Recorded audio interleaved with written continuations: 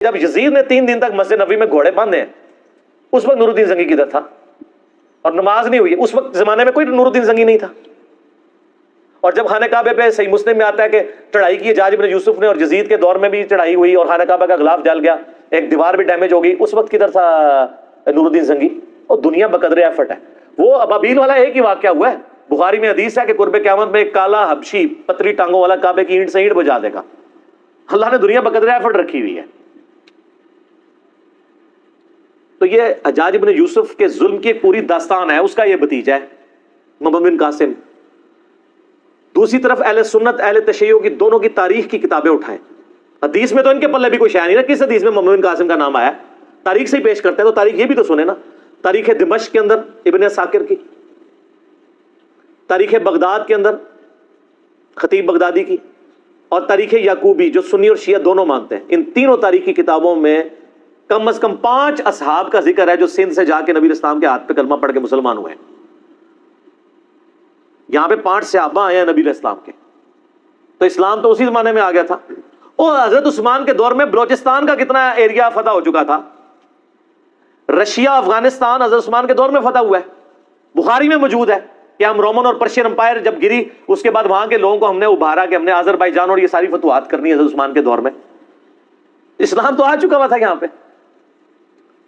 اور صوفیاء اپنے چکر میں ڈالتے ہیں ہم اسلام لے کے آئے، ناصبی محمد بن قاسم کو لے کے آتے ہیں جی وہ آیا تھا، اور وہ آیا اس لیے تھا میرے بھائی وہاں سے جو اہل بیت تھے وہ اپنی جانیں بچا کے ہجرت کر کے سندھ میں آئے تھے، راجہ دائر نے ان کو پناہ دی ہوئی تھی، تو وہ کہتا تھا ہمارے بندے واپس کرو۔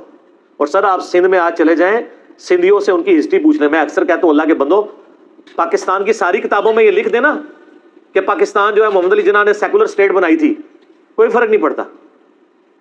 آج لوگ زندہ ہیں جنہوں نے محمد علی جناح کی تقریریں سنی ہوئی ہیں، یہ عملی تواتر سے ٹرانسفر ہو رہی ہے۔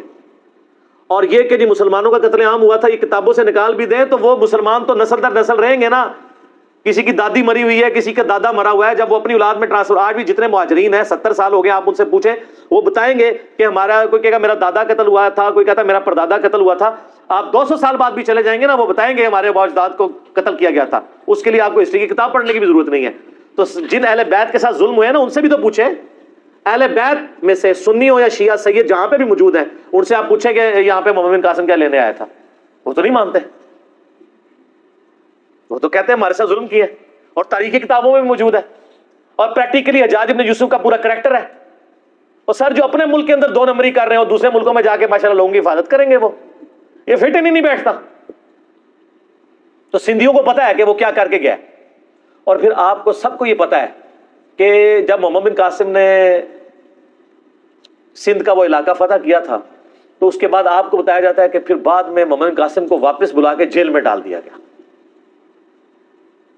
یہ اس ڈرامے میں بھی دکھایا گیا جو محمد بن قاسم پہ ڈرامہ بنایا تھا پی ٹی وی نے۔ ہم یہ پوچھتے ہیں کہ محمد بن قاسم کو جیل میں نے ڈلوایا تھا، انجینئر صاحب کی ویڈیوز دیکھنے والوں نے ڈلوایا تھا، وہ جیل میں کیوں ڈالا گیا تھا؟ اس لیے کہ پیچھے خلیفہ چینج ہو گیا تھا۔ پہلے خلیفہ تھا عبد الملک بن مروان کا بیٹا ولید بن عبد الملک۔ حجاج ابن یوسف اس کا رائٹ ہینڈ تھا۔ حجاج ابن یوسف کو اس نے کوفے کا بھی اور حجاز کا گورنر بنایا ہوا تھا، لیکن اس کے ظلموں کی ایک داستان تھی، لوگ تنگ تھے۔ اس کے باپ نے وصیت کی تھی کہ ولید کے بعد خلیفہ بنے گا اس کا چھوٹا بھائی سلیمان بن عبد الملک، لیکن ولید کو بھی لالچ آ گئی، کیونکہ یہ تو ہے ہی لالچی دور ہے نا۔ جب یزید کے ابا جی کو لالچ آ گئی کہ میرا بیٹا خلیفہ بنے، تو ولید بن عبد الملک تو صحابی بھی نہیں، اس کو نہ لالچ آئے کہ میرا بچہ بنے، حالانکہ وہ خود بھی اس وصیت پہ بنا تھا جو اس کے بیٹے نے ابے نے کی ہوئی تھی۔ تو سارے گورنروں سے اس نے بیعت لے لی کہ میرے مرنے کے بعد میرا بیٹا خلیفہ بنے گا۔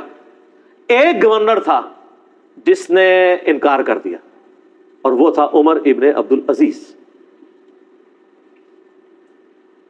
وہ اس وقت حجاز کے گورنر تھے، اور کوفے کا گورنر تھا حجاج بن یوسف۔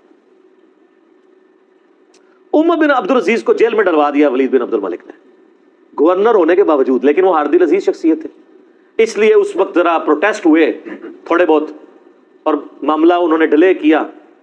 اسی ڈیلے کرنے کے دوران اچانک ولید کی ڈیتھ ہو گئی، وہ اپنے اس مقصد میں کامیاب نہیں ہو سکا، اور الٹیمیٹلی اس کا بیٹا، اس کا جو چھوٹا بھائی ہے وہ خلیفہ بن گیا، سلمان بن عبد الملک۔ سلمان بن عبد الملک جیسے ہی خلیفہ بنا تو اس کو یہ احسان یاد تھا کہ عمر بن عبد العزیز کی وجہ سے میں خلیفہ بناؤں۔ اگر عمر بن عبد العزیز بھی بیعت کر لے، پھر عمر بن عبد العزیز کوئی عام آدمی نہیں تھا، عمر بن عبد العزیز ان کا بینوئی بھی لگتا تھا، ولید بن عبد الملک اور سلمان بن عبد الملک کا، کیونکہ مروان کے دو بیٹے تھے، عبد الملک بن مروان اور عبد العزیز بن مروان، اور عبد العزیز کا بیٹا تھا عمر بن عبد العزیز۔ عمر بن عبد العزیز کی جو بیوی تھی نا فاطمہ، وہ ولید بن عبد الملک کی بہن تھی، تو ظاہر جیل میں ڈلوا سکتا تھا، مروا نہیں سکتا تھا۔ تو اس لیے کہتے ہیں کہ تاریخ انسانی میں اتنی پاورفل خاتون کبھی کوئی نہیں آئی کہ جس کا خامد بھی 3 براعظموں کا خلیفہ عمر بن عبد العزیز، جس کا باپ بھی 3 براعظموں کا ملک عبد الملک بن مروان، اور جس کے 4 بھائی ولید بن عبد الملک، یزید بن عبد الملک، ہشام بن عبد الملک، یہ لوگ 4 بھائی، اور یزید بن عبد الملک وہ خلیفہ، باپ خلیفہ، 4 بھائی خلیفہ، خامد خلیفہ، فاطمہ بنت عبد الملک۔ تو جب وہ خلیفہ بن گئے سلمان بن عبد الملک، سب سے پہلے عمر بن عبد العزیز کو آزاد کروایا گیا۔ عمر بن عبد العزیز نے کہا کہ جی سب سے بڑا کلپرٹ ہے حجاج ابن یوسف، اس نے ظلم کا بازار گرم کیا ہوا ہے، صحابہ کو قتل کروایا ہے، اس کے بارے میں حدیثیں بھی تھی۔ تو سلمان نے پہلا ایگزیکٹو آرڈر کیا کہ اس نے کہا جی حجاج نام کے جتنے بھی بندے ہیں، خالی حجاج نہیں، حجاج نام کے جتنے بندے کسی بھی حکومتی عہدے پہ ہیں ساروں کو جیل میں ڈال۔ سر ملوکیت پھر یہی ہوتی ہے، اس میں تو آرڈر چلتا ہے۔ پھر انہوں نے تھوڑے مزے لوٹے ہوئے تھے، پھر لاکھ اس کو لوگ دلیل دیتے کہ وہ ایک ہے، تو وہ دلیلیں تو پھر بادشاہ نہیں مانتے ہوتے، انہوں نے میٹر کوم جائے تو کوم جائے، انہوں نے کیا حجاج نام دے جتنے بندے نے سب نو جیلیں چھپاؤ، اور ان کے جتنے رشتہ دار ہیں نا جو حکومتی پوسٹوں پہ ان کو بھی جیلوں میں ڈالو۔ تو محمد بن قاسم جو بھتیجا تھا اس کو بھی پکڑ کے جیل میں ڈال دیا گیا۔ یہ تھی ریزن کہ بڑے ابا جی کے جیل میں چلے گئے، یعنی اس کا جو چچا یا تایا تھا اور وہ اس کا سسر بھی تھا، تو محمد بن قاسم کو بھی جیل میں ڈال دیا گیا۔ تو یہ پیچھے ریزن تھی، تو انجام اس لیے ہوا تھا۔ تو جیل میں ڈلوانا اس بات کا ثبوت ہے کہ ان کے کرتوت کیا ہوں گے۔ تو اگر کسی نے رحمت اللہ علیہ کہنا کہ یار ہمیں تو کوئی نہیں، آپ تو یزید کو رحمت اللہ علیہ کہتے ہیں، تو اگر آپ حجاج کو رحمت اللہ علیہ یا محمد بن قاسم کو کہیں تو کوئی مسئلہ نہیں ہے، اللہ تعالیٰ آپ کا حشر یزید، حجاج بن یوسف، محمد بن قاسم کے ساتھ کرے، اور میرا حشر اللہ تعالیٰ حسن بن علی، حسین بن علی، مولا علی، فاطمہ، عمار بن یاسر، ابو بکر، عمر، عثمان کے ساتھ کرے رضی اللہ عنہم اجمعین وعلیکم السلام اجمعین۔ آمین کہہ دو، تانوں کو ڈر پہ گیا اے بہرحال جڑے ویڈیو ویکھن گے انہی جی آمین کہنے لگے جڑے رحمت اللہ علیہ کہندے نے، ٹھیک ہے۔ تو وہ رجوع والا معاملہ نہیں ہے، یہ قرائن بتاتے ہیں کہ یہ اس طریقے سے ایسے ہوا ہے۔ اگر کوئی حدیث ہے تو مجھے پیش کرتے، میں رجوع کر لوں گا۔ اس پہ ڈاکٹر طالب قادری صاحب نے بھی ایک ان کی بھی ویڈیو چڑھی ہے، انہوں نے بھی پورا یہ یعنی ساری تاریخ بتائی ہے۔